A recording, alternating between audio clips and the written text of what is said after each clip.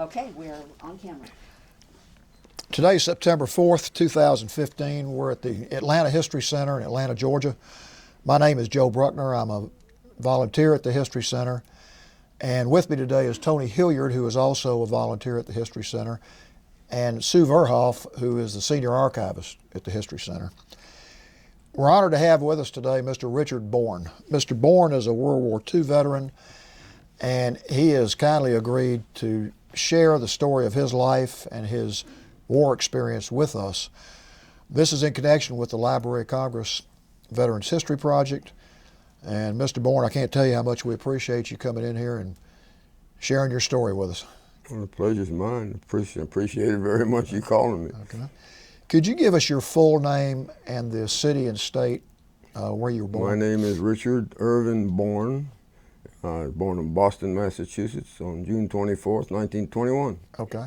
And what city and state do you live in now? I live in Atlanta, Georgia. Okay. Tell us a little bit about your upbringing. Well, I'm just like anyone else. When I was very, very young, I lived in Boston, Mass. And I can tell you one thing that's very interesting, at least to me. When I was 6 years old, I lived around the corner from Fenway Park. And my uncle came and he took me to the ball game. I was 7 years old and I saw Babe Ruth hit a home run. And Wow. that's something I'm very proud of, just to say that I saw him. Wow. But after that, my mother, I never saw my father. My father was a World War I veteran. I still have pictures of him, but I never saw him. When I was born on the 24th of June, back then, when a woman went to have a baby, they kept her in the hospital for 2 weeks. And my mother had been in there for almost 2 weeks, and it was 4th of July was coming up, and my daddy apparently wanted to go swimming, and she said, "Go swimming, you don't have to come here every day." So he went swimming on the 4th of July, and he drowned, and I never saw him. Wow. So anyway, my mother remarried, and we moved to Connecticut, and I lived in New Haven, Connecticut from age about, I would say, 8, 9, I think it was, until I was 16 years old. And at 16 years old, I was kind of sickly. I had asthma and I couldn't breathe very well, and my mother took me to the doctor. The doctor said he don't like cold weather, get him out of cold weather, send him south. So I came to the University of Georgia in 1938, and I stayed from 1938 till I graduated in 1942. Okay. And I met my bride the first year I was there. That was in 1938, and I went into the service from right after I graduated. I went to the services. I think I told you people, but I'll say it again. I went to enlist in the service because everybody wanted to get in and be a soldier, and I wanted. And we were at war, and it was quite a war, and everybody was gung ho, and I wanted to get in, so I didn't wait to be drafted. I went down to the place where you join the army, and they wouldn't take me because I was 20. I wasn't 21 years old. Said you have to go get your mother's signature. So I went home, got my mother's signature, and they put me in. They sent me in the infantry right away, and I went to Fort Devens, Massachusetts, I think it was. And then I got on a train with a bunch of other guys, and we went to Baltimore, Maryland, and I went to Fort Meade, Maryland, and that's where I had my basic training as a soldier. And I had a little training in school when I went to the University of Georgia. I was in the cavalry. They took ROTC, so I had a little knowledge there, and that helped me a lot. And they sent me to officers training school at Fort Benning, Georgia. So I came back to Georgia, and I got my commission at Fort Benning. And while I was at Fort Meade, Maryland, talking back a little bit, my wife and I, we weren't married, but we went together 4 years while we were in school, and we decided to go ahead and get married. So I had a weekend pass, and we went to New York, and for a honeymoon. I had a one-night honeymoon at the Waldorf Astoria. Wow. You can imagine 2 kids, 21 years, 21. I had just turned 21. And anyway, we had a good time. And then I went back to Fort Benning, and I got my commission there. And I was a second lieutenant, and then they sent us to They sent me to Fort, I'm trying to recall. And it was in Natchez, Mississippi, Centerville, Mississippi, Camp Van Dorn, Mississippi. They were forming the 99th Division, I remember that. And I trained a bunch of kids from Kentucky and Tennessee that didn't know their left hand from their right hand. They couldn't know right face, left face. They didn't know anything. But I made good soldiers out of them, and I trained them well. And we were on maneuvers in Louisiana, and it was hot. It was hot as it was out here today. There was about 90 degrees in the shade, and there was no shade. And we were making, playing maneuvers, getting ready to learn what war is all about. And these airplanes came over and they dropped flour sacks on us, simulating that they were bombing us, but they dropped flour sacks. Well, it was so hot that the flour sack, one of them hit me in the shoulder, and the flour busted again all over me and a few other guys. I looked up in the air and I said, I'd never been in an airplane before. What do I know from airplanes? I said, my gosh, that's for me. So about a week later, I got a weekend pass and I went to a little town, Baton Rouge in Louisiana, and there was a flight surgeon there. And I took in the physical examination for flying. And I filled out an application to be transferred, which, see, there was no Air Force, the Army. The Air Force was part of the Army. So I tried to get a transfer, and in order to get a transfer, you had to go through channels. Everything had to go through channels in the Army. And I turned it in, and my commander, he was a Major Moore. He and we played bridge together with his wife and my wife, and when he found out I tried to transfer out, he said, I'm getting a promotion in this group. I'm getting rid of you. I'm going to send you to fight. I'm going to send you to fight the Japanese in the Pacific. I said, wherever you send me, there's nothing I can do about it. So about 2-3 weeks later, sure enough, he did. He sent me, I got orders from the War Department transferring me to San Francisco, California, to take jungle training to fight the Japanese. So when I got out there, I found I was going to be in training for about 2 weeks or 3 weeks. I called my wife, told her to hop a train or something, come on out. And I'm still here. And the day she got there, I got War Department orders sending me back to Nashville, Tennessee to be qualified for the Air Force. It was funny. That's the way the Army worked, though. They would take a guy that was a cook and send him to teach him how to be a truck driver. The Army was all screwed up back then. I think they still are, for all I know. Well, anyway, it was. This was in November of, I think it was 1943, 42, okay, 43. Anyway, I had 4 months before I had to report to Nashville. It was November, and I didn't have to report till February. And I said, what do you want me to? I went to my commanding officer. He said, well, you don't belong to us anymore, go. So my wife and I, we toured the country. We had a great time, and I was getting paid, and everything else was very nice. I got to Nashville, and I'm laughing at the Army, to tell you the truth. I got to Nashville, and I took, everybody was put in the groups. They were all ground officers only, and they were all trying to transfer to the Air Force. And I was in a group, and I had to take all these physical tests and psychomotor tests and one thing and another.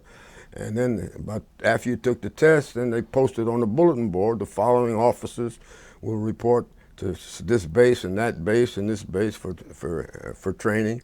And the following officers will return to their former organization, and my name wasn't on any of those. But at the bottom, there was 2 people on it. It said the following 2 officers report to Major such and such in such and such a place tomorrow at a certain time, 2400, whatever it was, I can't remember. So I said, well, I'm not going, I don't have to go back to my organization, and they're not going to, I flunked pilot training, they wouldn't let me be a pilot. So I said, I wonder what this is all about. So I went there, and they said, Lieutenant, you didn't pass pilot training. He said, you had one little flaw that we've felt that wouldn't be good for pilot training. He said, but you can go to bombardier school or navigator school. So I said, well, I don't know one from the other. I said, yeah. He said, well, you got to let us know. So I said, well, when do you have to know? He said, by tomorrow at 8 o'clock in the morning. I said, well, let me think about it. So, he said, or you can go back to your former organization. Well, I wasn't gonna go back and fight no Japanese. So anyway, I called Sylvia, that's my wife. She was in Atlanta and I was in Nashville. And she says, let me look it up in the dictionary with bombardiers. Nobody knew what all this was.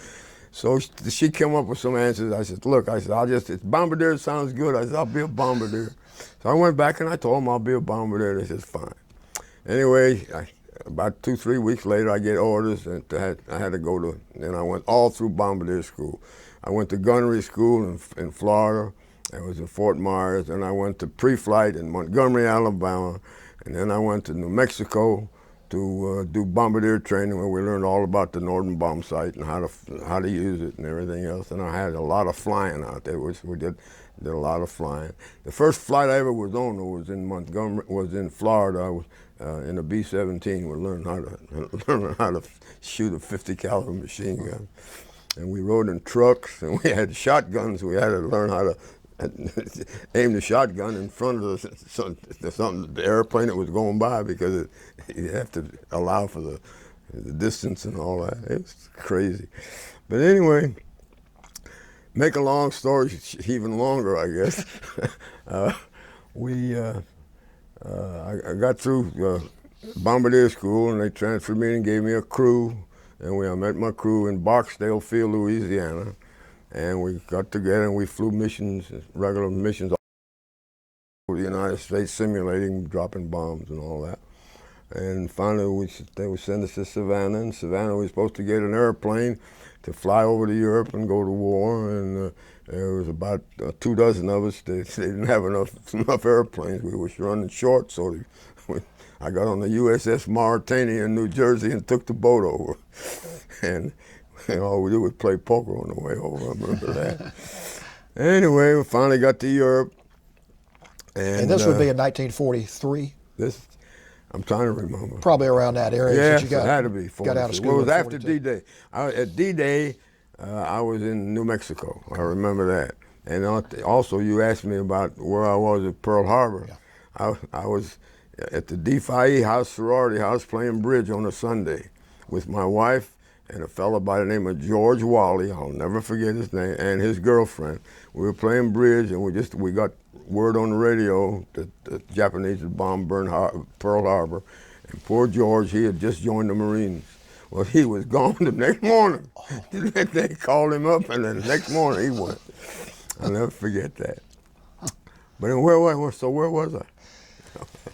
Well, I want to ask you another question about that. Okay. Because you were at Georgia, and you were... I was at the University of Georgia. I was a fraternity man, and I was at the sorority house with my wife. She was a D-Phi. And what was the atmosphere around campus after that? It was hard to tell. I mean, we were kids. Some of them knew that the war was coming. They'd wait to be drafted. Others knew that, they read about it, and we know all what's happening over there. It was horrible. And we knew our country was, we were ready to go, because we knew it was going to be a big war. Yeah. And the attitude is, everybody was really gung-ho. Yeah. We had people, civilians, we called them, I remember Rosie the Riveter. There was all the women, they go to work and making ammunition and parts of airplane parts. The whole country really pitched in. It was really something. I'll never forget that, and how everybody was just gung-ho, I guess, the way I can describe it. That had to be a good feeling to be part of something like that, even though you don't like war. I just wasn't going to sit around and be it. I wasn't going to try to dodge it. I had no reason to dodge a draft anyway. I want to go fight. Okay. This is my country, Yeah. So anyway, I was, where was I? Mauritania. Yeah. Mm-hmm. The Mauritania.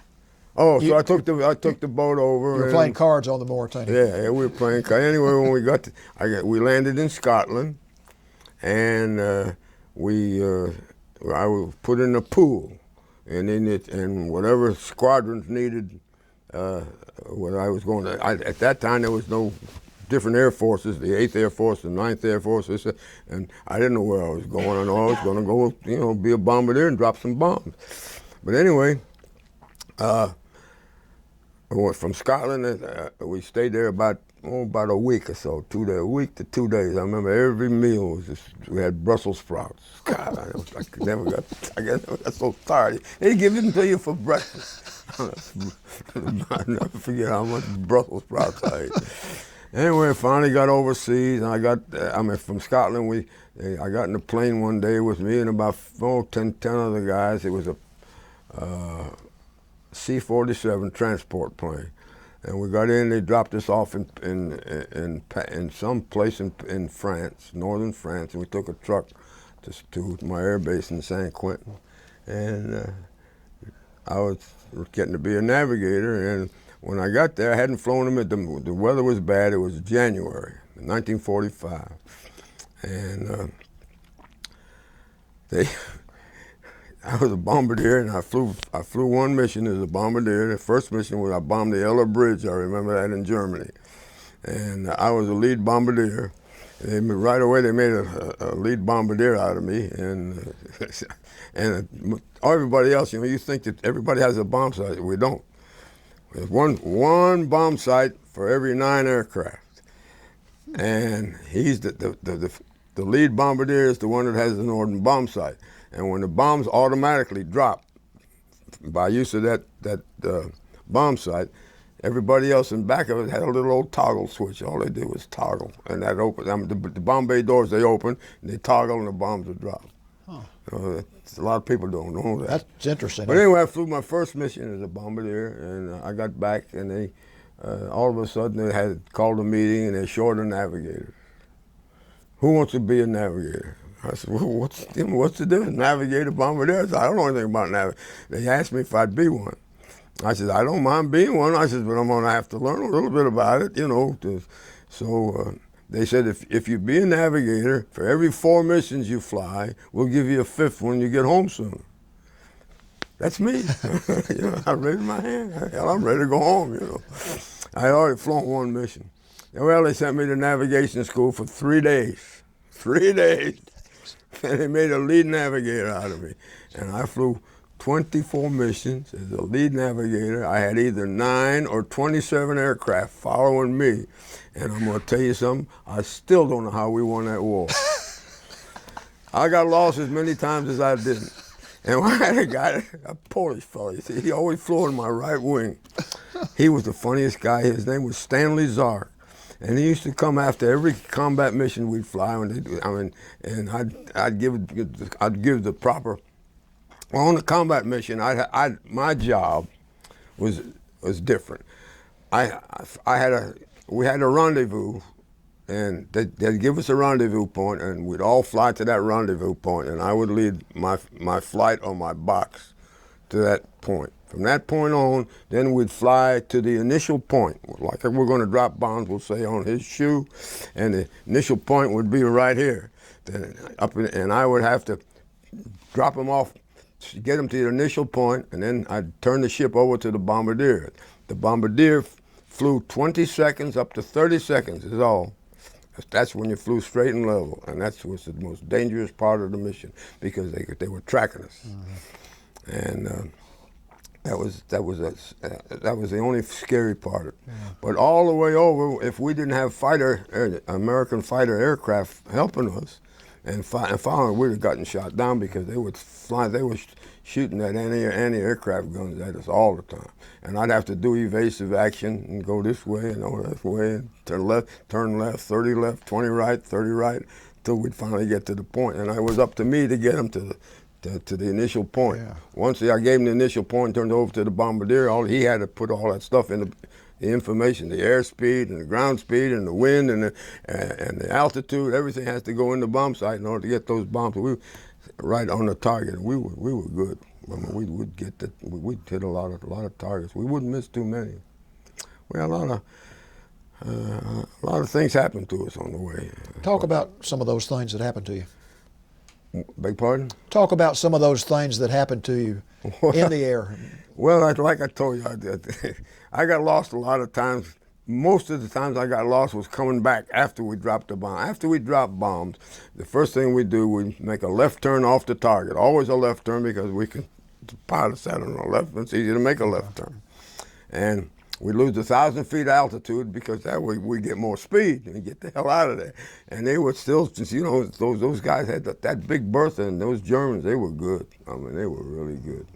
And I'd have to take evasive action and have to figure out what they're going to do so I could get us out of the way. And there was one time I remember coming back from a mission, we had cloud cover, complete cloud cover, and I was just floating along, nice and quiet, you know, and everything else. All of a sudden I looked down, and the clouds had disappeared, and I looked down, I saw the biggest city I've ever seen in my life. Scared the hell out of me. I said, what the hell is that? I looked on my map, and I realized where I was. At that particular time, that city was Arnhem in Holland. And that was to the east of the Rhine River. Everything to the east of the Rhine River belonged to the Germans, and everything to the left belonged to us at that time, at this particular mission. I can't remember which one it was. But anyway, I looked down, I said, God damn, I said, look at that city. I said, 30 left. And just as I turned everybody, we all went this way. And as soon as we got left, I could see all the flak come up over there. I said, my God, them guys are tracking us.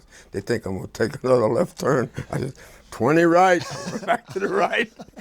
And so help me, you know, all that flak come up over there. And we finally got over the Rhine River. We got out of sight, and we got in. And I remember Stanley Zark, that Polish fellow, I was telling you, he come up and he said, God damn, Born, he said, what are you trying to do, get us killed?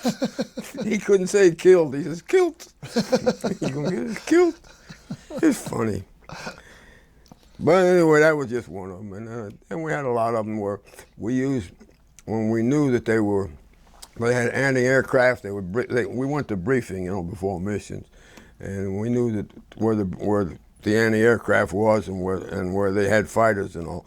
But particularly against anti-aircraft, we used what we call window. I don't know if you ever heard of it or not, but it's a big old sack, and it's like a potato sack, full of tinfoil, all cut up tinfoil, and we'd dump it out to Bombay, and that would get their radar where they couldn't find us because of the tinfoil. We called it window. And that's something that a lot of people don't know. But we got rid of it. We had a lot. We always carry window with us. And we were also told that if we couldn't get to the target, we'd never come back with the bombs. We'd take the bombs back to the English Channel and dump them there, or pick a target of opportunity. Well, I'm Jewish, and I didn't go back to the English Channel. I dropped them bombs on them Germans. Yeah. So, it was a lot of things that people don't know, but like that. But I never took the bombs. Some of these guys went back to the English Channel, dumped the bombs, and that's one thing we were told also. They had little Carter pins, and so that would arm the bomb if you take those Carter pins out. If you don't take those Carter pins out, when the bombs hit, they wouldn't explode. You had to take those Carter pins out. And sometimes a lot of guys would put them back in, say, hey, we'll go drop them in the English Channel and leave that way they won't explode. But not me. I got those Carter pins out. I'd pick a target of somewhere in Germany. Good. And we were in the 9th Air Force. We were tactical bombardments. We flew low level. We didn't fly over 10,000 feet, maybe 11,000 at the most. And we didn't carry oxygen or anything. And the B-17s and the B-24s, they would be at 35,000 feet. And sometimes when they were coming back from a mission and we were coming back from a mission, they'd go down to 20,000 feet or 15,000. We'd go out and fly circles around them and wave at them. But 9th Air Force was most people, all they know about the Air Force is the Army Air Force was a B-17, B-7. Well, they were great. They were the 8th Air Force. We were the 9th Air Force. That's the only difference. And but we got our missions done, and we got through. And I flew my last one in April 11th, I think it was, 1945. Did you ever get hit, the flights you were? Oh, yeah. Oh, we all got hit. Talk about that a little bit. The first thing we would do when we landed and we go chock the wheels. And we didn't have no hangers or nothing. We chocked them outside. We go out, we chock them up, and then we all come out and we start counting holes. That's the first thing we do. Yeah, you count holes every time. No, I flew, I guess, maybe 8 missions which was a milk run. Yeah.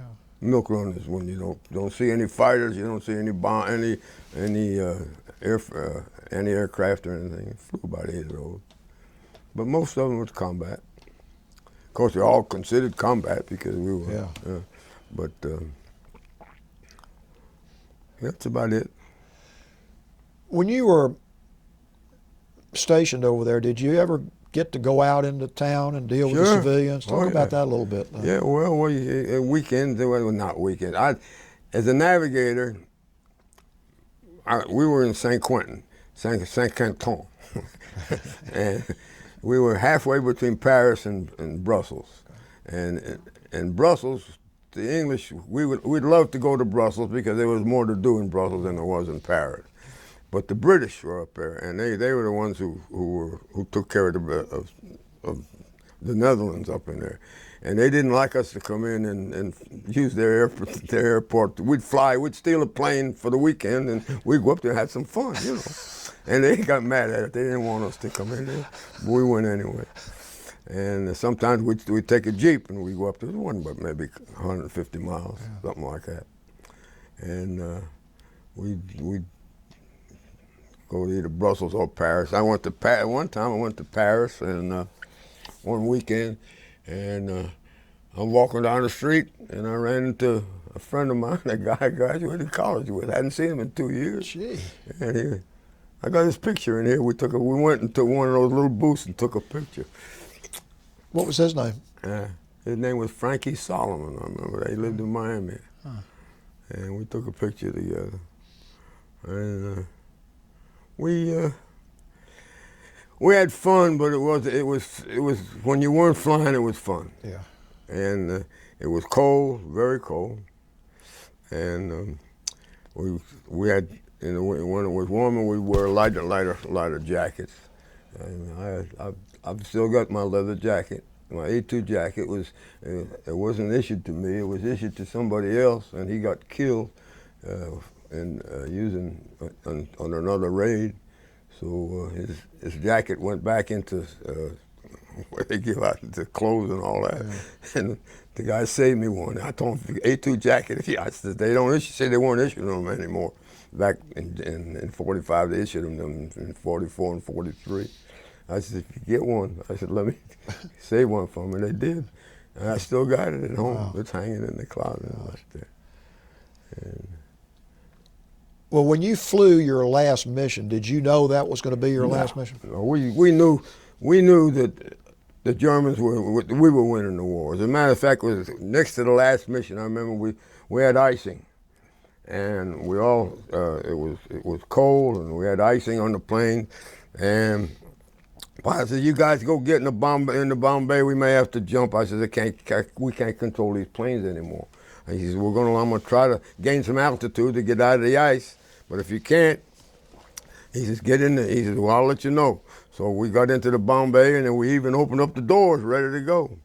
And we decided he was okay, and everybody else behind us was okay too, but we didn't have to jump out. But I told him by the man, I says, now look, you guys, I says, well, if you jump out and you happen to be lucky enough to get to the ground, stay there.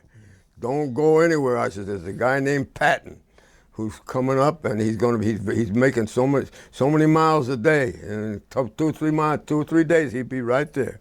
I said, just wait for General Patton, but we didn't have to jump. Now, had you ever jumped before? Hell no. So this would have been the first time you'd ever jumped out of an airplane? No, I ain't about to either. No, we wore parachutes. Oh, we had chest packs. We had little hooks on there. We had chest packs, which all you do is hook them on. And some of them wore them all the time. I didn't. I sat on mine.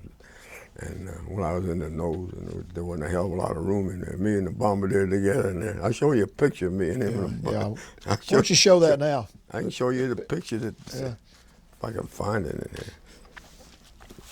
I'll show you how the nose was anyway, if I can find it. Let me see.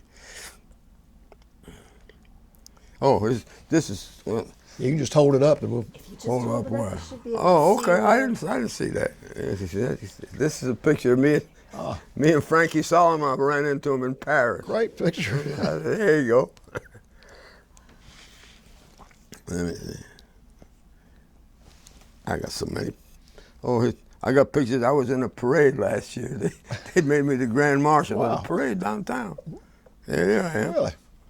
Is that the 4th of July parade or No, Veterans Day? that was Veterans Day last year, November last year. We lost the picture. That's a beautiful grandchild, but we lost the parade picture. Oh, I forget how to do this thing. There's the parade picture. Yeah. Yeah. Oh, yeah. How about that? That's great. That was, let me see if I can, but there's one picture I'd like to show you, which is good. I got so many things in here. You don't want a picture of it. Oh, here's a picture of the little pad that I told you I had with the missions. There's some there and there. The last picture, I flew on April 11th in Bamberg.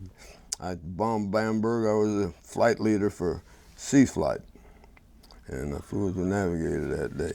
And at one time, I think it was March the 11th, let me just see. No, March the 19th, 1945, I flew 2 combat missions in one day. That was during the Battle of the Bulge.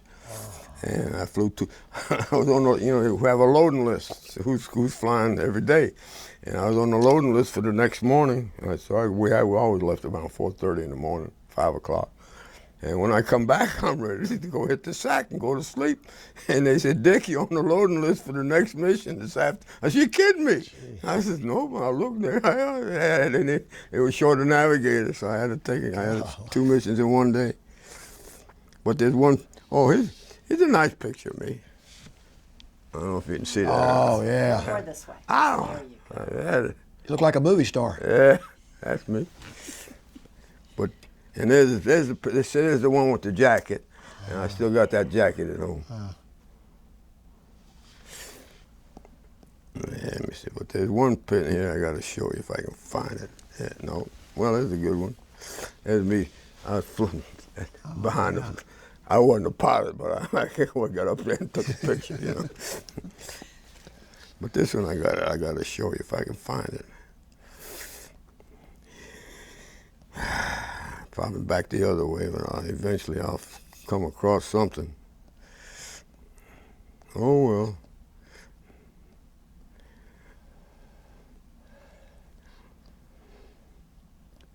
Good night, nurse. Oh, here's me with the jacket on, just recent. Has the same jacket. Oh, good, yeah. There you go. But, doggone, I can't understand that. Were you in Germany when the war, not the war was over, but the war in Europe was over? I was in Germany. We had moved our base there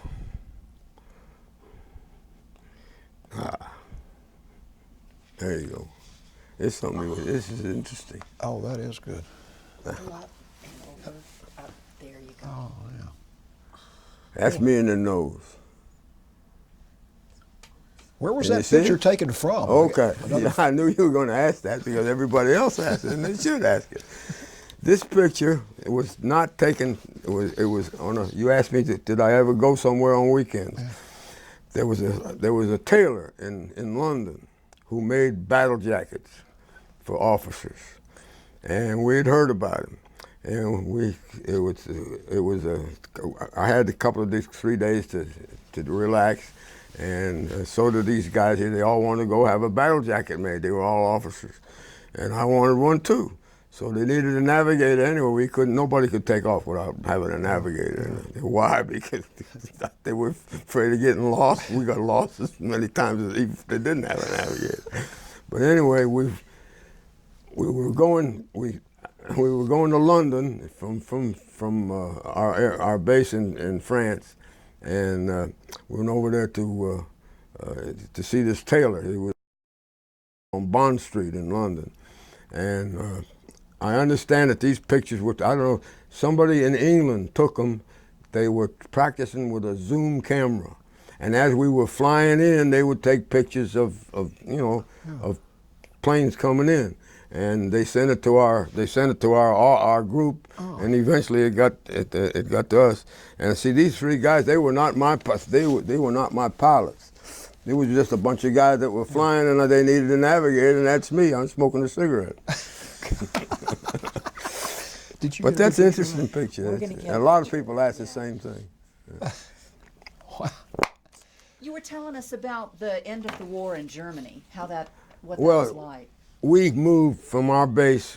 We had to get closer to our targets because we flew no more than an hour and a half, maybe 3 hours tops. And we had to get closer to our targets. We were moved up to an air base in Germany. And I can't even remember the name of the base, but I never flew a mission from there. We got moved up there, and then the war ended. And so we stayed there until our time was to go home. Talk about when you and everybody heard the war had ended and what the feeling was and just what the atmosphere was after The atmosphere was just great. It was a hot dog. We don't have to fly anymore. Let's get everybody to get the hell out and go home. And the war ended in April, or ended in early May. I forgot. In '45, I didn't get home till November. So it's June, July, August, September, October. I was there 6 months. Well, I know after the war ended in Europe, a lot of troops were sent for the potential invasion of Japan. To the Pacific, right. Did you ever have any? No, they didn't. No, they didn't. Apparently, they didn't need any more aircraft, any more air people for. At least they didn't in my rank. I know my colonel. He went. Okay. And there was a few other people who went, but I was ready to go home. So when you got home, were you released from the service, or did you stay in for a while? No, I wanted to stay in because I really enjoyed the service. But my wife says no. Yes, ma'am. You know, a happy wife is a happy life. That's right. You're right about that. Yeah. So did you exit the military in around November 1945? That's when I got out in November of 1945. That's when we came home in November. And I think I stayed in. Yeah, you get 30 or 60 days or something like that before they discharge you. But I went up to Connecticut as soon as the war was over, and my daddy, my stepfather, he wanted me to stay up there, and. My wife didn't like it up there. It was too cold for her. She liked it back here in Georgia. So I said, well, let me see what's going to be. So I came back here. And talk a little bit about your life after the military, your family, and what you did. It's a crazy life. Well, let's see. The first thing I did, I worked at Fort McPherson as a counselor. I helped some of the soldiers getting out of the service. And I write up their write-ups and a summary of what they did and what they could do. And I stayed there a couple more, I guess it was about 2 or 3 months. And then a fella had a business here in Atlanta, and he wanted to sell it. It was a sandwich business. And he sold sandwiches to all the cotton mills and places like that, and the schools. Well, he didn't have any schools, but anyway, he wanted to sell it and get out, so a friend of my wife's husband and I got friendly, and we bought it together, and we went in the sandwich business. Had the Atlanta Sandwich Company. It was on Ponce-de-Leon Avenue, and we had jobbers come by and pick up sandwiches, and I had a crew of girls that come in at about 10 o'clock at night, and they stayed till 3, 4 in the morning making sandwiches all night.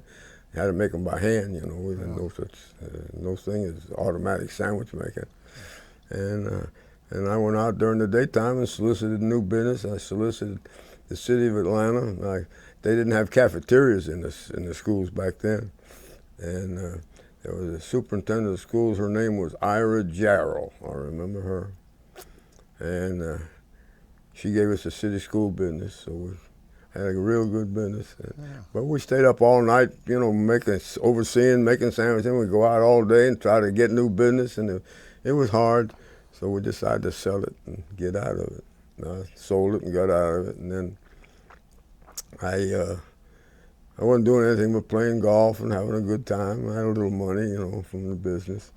And a fella from It was overseas. I remember meeting him I knew him from somewhere overseas. I forgot where. Anyway, he came through Atlanta and called me to say hello. And I asked him what he was doing there. He said, well, he was down, he worked for a candy factory in New York. And he looking for somebody to sell cocoa and chocolate in the state of Georgia. I said, what do you do? How you getting it? He said, well, I'm going to run an ad in the paper. I said, don't bother. I said, I ain't doing anything. I'll take the job. He said, okay. So he put me in the candy business, and I stayed in the candy business 40 years. I was the candy broker. Wow. I sold every piece of candy that came into the state of Georgia. I had to come through brokers, and there was only 3 of us. Gee, well. So I sold a lot of candy. Let's see, you kids are growing up. Do you ever eat Now and Later? Huh? That was I introduced that back here. And you never heard of a candy bar called 7-Up, have you? No. No. I sold that one. Salted Nut Roll, and I sold Fleer's Double Bowl Gum. And I was a broker for them. And I used to go down to Turner Field in Atlanta Stadium and take pictures of the ball players. And they took a picture of me too in the uniform. God. I used to take pictures. I put them on the bubblegum cards. That's how the bubblegum cards were made. Really? I was the guy that took the pictures. And I sold a lot of bubblegum. And I had quite a big business. I had a lot of business. Well, you've seen a lot of changes in Atlanta over the years, haven't you? Yeah, sure. Atlanta's grown. I remember my wife's daddy had a grocery store way out on Lakewood Avenue somewhere. And every Sunday they get in a little old A-model Ford, and they drive a dirt road all the way to Wyndham Robertson Buckhead to get an ice cream cone. That was a treat for Sunday. All the road, there was all dirt road coming all the way from Lakewood to Buckhead. So when you got out of the candy business, about when was that? That was about 25 years ago. Okay. I've been playing golf every day since then. Good for you. Not anymore, though. My back is out. I can't do it anymore. Yeah. But it's been a lot of fun. I lost my wife 4 years ago. Wow. We were married 69 years. Wow. Actually, we went together 73 years because I met her when we were freshmen at school, and we went steady for 4 years, and we got married when I got in the service. That's a real love story there. That's a real love story. Yeah. She died of Alzheimer's. Horrible disease. You don't want anybody to have Alzheimer's disease. It's terrible. And that's about it. Briefly. I want to back up and ask you one more question about the time between, I guess, April and November while you were stationed. Were you stationed in Germany during that time? Yeah, we were just do you remember anything about the people in Germany after the war? There was so much destruction, and what you observed? Me and my bombardier and pilot, there were 4 of us. We took a Jeep one day and decided to go in and let's see some of the bigger cities. We were stationed way out in the airfield, so we went to Munster. I remember going to Munster. Munster was a tremendously large city. I guess it still is. And we could see where we had bombed that city, to complete rubble. And then you could see where we bombed the rubble. That's how these cities, it was just, you can't imagine how terrible things were, really. We just bombed the hell out of those people. And every once in a while you'd see a few people walking around, but not many. They were either dead or they were in caves or something. Because the war just ended. We had really bombed. We took that country apart.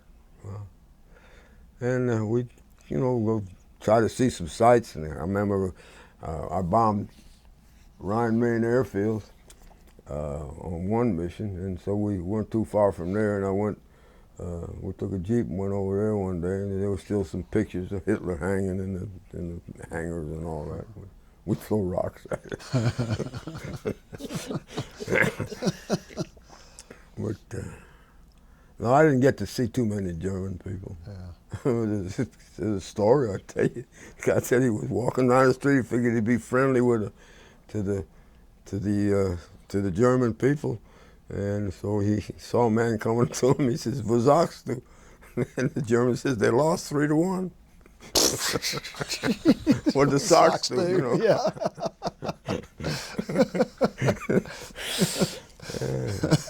I like that.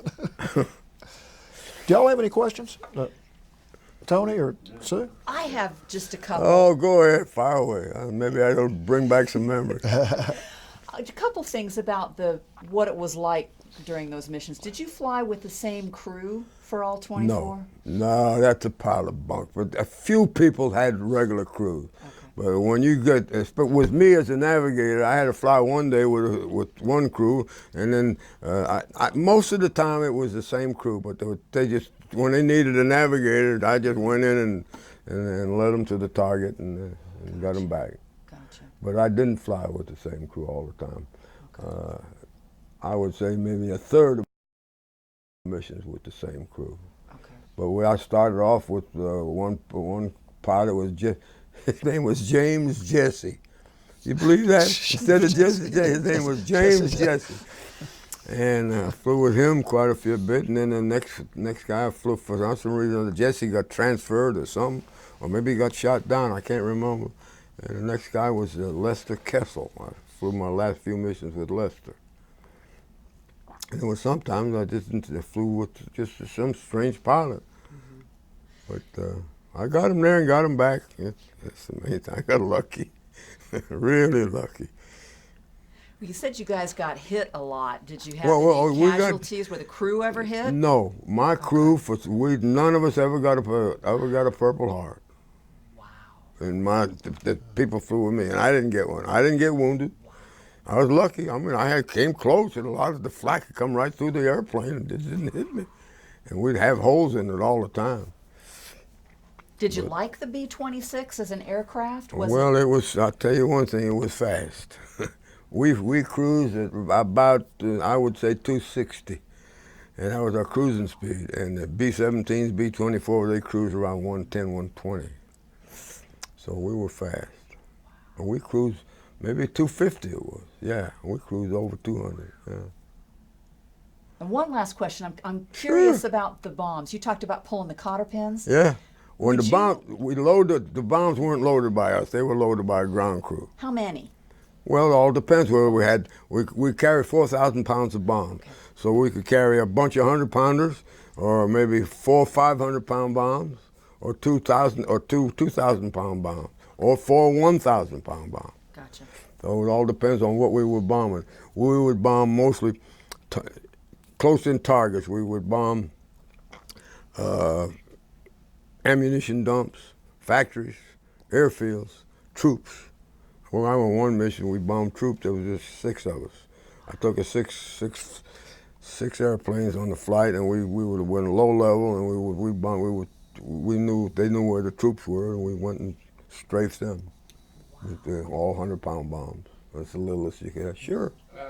You mentioned earlier in your talk about you wouldn't drop your bombs in the channel, and if we couldn't get in there, we were told to put the cotter pins back in and go to the English Channel and drop them in there. They didn't want us to land with the bombs, and I wouldn't want to be in a plane landing with bombs in there. But then you mentioned you were Jewish and you would pick a German target.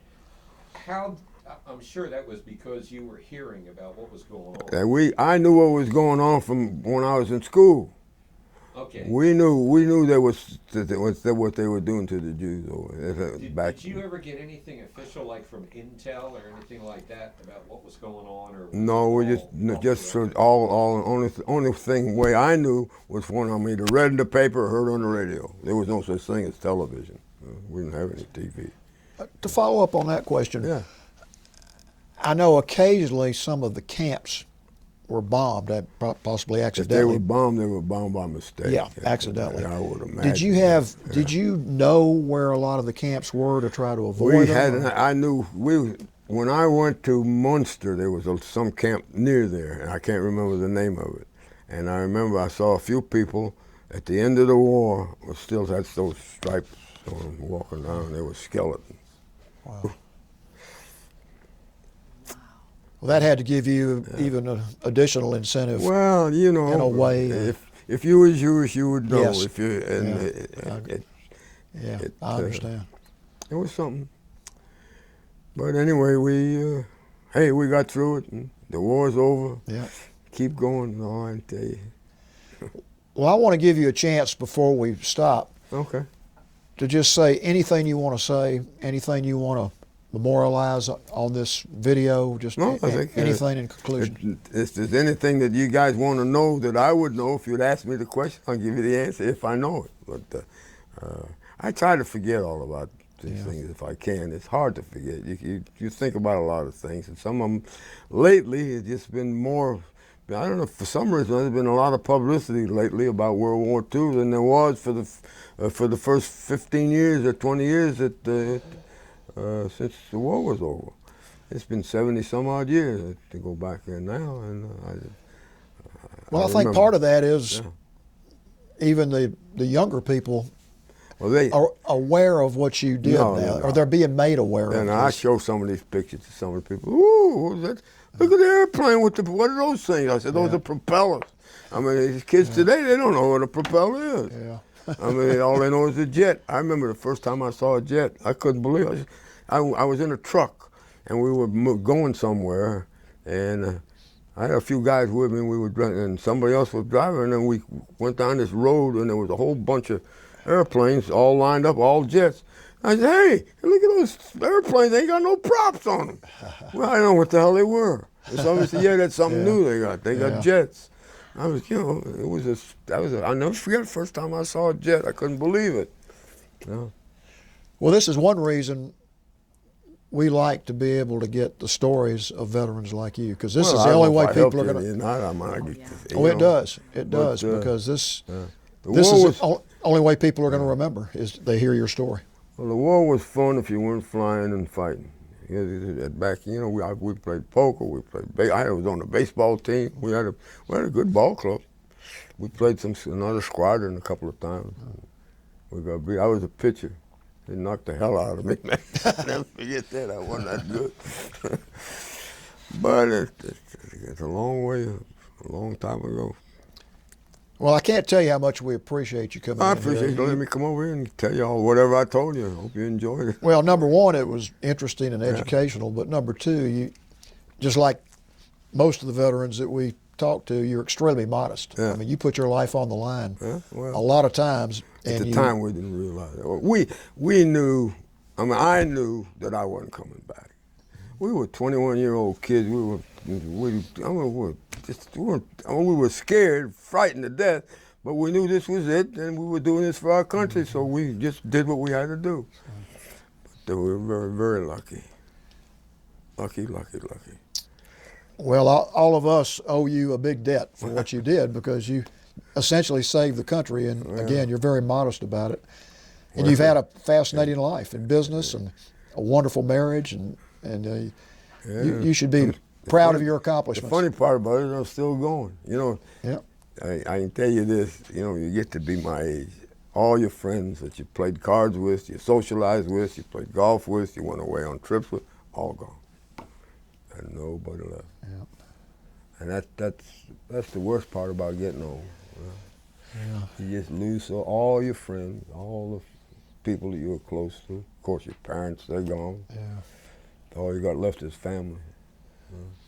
Well, you seem to have a wonderful attitude about life, and you're in great shape. And, Sometimes I'm in great. You ought to see me. You should see me walk in the morning from the bed to the bathroom. You wouldn't say that. Well, it's been a real honor for us to be able to, number Joe, one, meet you, and number two, very nice. hear your story. And thank you for your service. And thank you, Joe, Sue, Bill. Thank you. Thank you so much.